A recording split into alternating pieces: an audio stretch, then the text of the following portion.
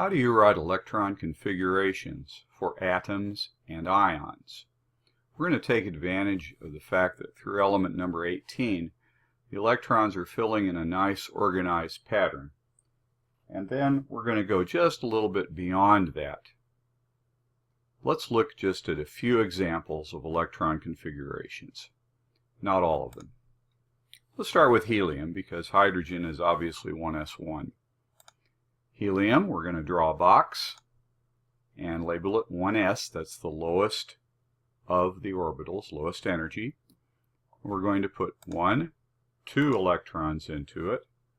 And so the electron configuration of helium is 1s2, and that takes care of helium's 2 electrons. Let's do beryllium. Beryllium has 4 electrons. We start with the 1s orbital, and we put 2 electrons, following the rule that an orbital can only have 2 electrons in it, 1s2. Now we need 2 more electrons to have a home, and so we go to the next available orbital, following the Aufbau principle, 2 electrons into the 2s orbital. So beryllium is 1s2, 2s2. Now let's jump to neon at the end of the second period. Neon has 10 electrons. We start off again, 1s2. And again, 2s, 1, 2. Now we go to the next available orbital, and it's 3 degenerate orbitals. They're called the 2p orbitals, and there's 1, 2, 3 electrons going in to begin with. That follows Hund's rule that we half fill before we completely fill. And then 4, 5, 6 gives us the total of 10 electrons that neon has. And so neon has a configuration 1s2, 2s2, 2p6. It just keeps going. Where do you go from here? Well, we go to the third energy level since the second has been filled. Now, let's look at sodium.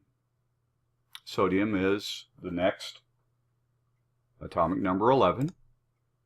And we would say we're putting electrons into the 3s orbital, so it's 1s2, 2s2, 2p6, 3s1. Magnesium, element number 12, would be 1s2, 2s2, 2p6, 3s2. Aluminum would then be 1s2, 2s2, 2p6, 3s2, and of course 3p1. That's the next available orbital. It gets kind of tiring to just keep saying 1s2, 2s2, 2p6. There is an easier way called the noble gas shortcut. And what we understand is that when a metal loses electrons, it's going to lose enough electrons to get it to be looking like the next lowest noble gas. It is extremely hard to get electrons away from that noble gas configuration. It's nice and tight and low energy. So we have to put in a huge amount of energy to get any electrons out of what we call the noble gas core. Well, if that's true, then we shouldn't have to write the noble gas core since we're not going to actually do anything with those electrons. And so now we can write sodium with the next smallest noble gas, neon, as the core. And here's how it looks. You just write the noble gas symbol with brackets, square brackets around it, and then you add what we would call the valence electron, the only electron that's actually going to do anything in a reaction. So neon, 3s1, that's 11 electrons, that's sodium.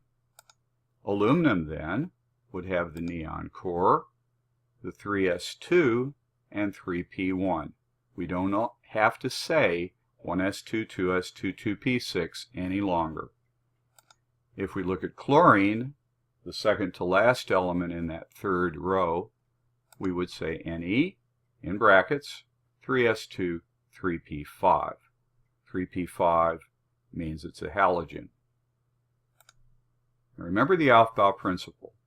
Electrons fill the lowest energy levels first. So we start with 1s. When we fill that, we go to 2s. When we fill that, we go to 2p, and so forth. Now what happens when you get to potassium and calcium? We'd expect we would fill up the 3d, but that's not going to happen. Look at the diagram that you've seen before. Notice that the 3d actually fills after the 4s because the 4s is slightly lower in energy than the 3d. So the 4s fills after the 3p and before the 3d. So filling the lowest energy levels first puts the next electrons in the 4s orbital. So potassium is going to have the argon core plus a single 4s electrons. And the same thing with calcium, it'll have the 4s electrons, but 2 of them. Now we get to the D block. They're the transition metals. And we haven't been looking at them much in this unit because they're not quite as regular.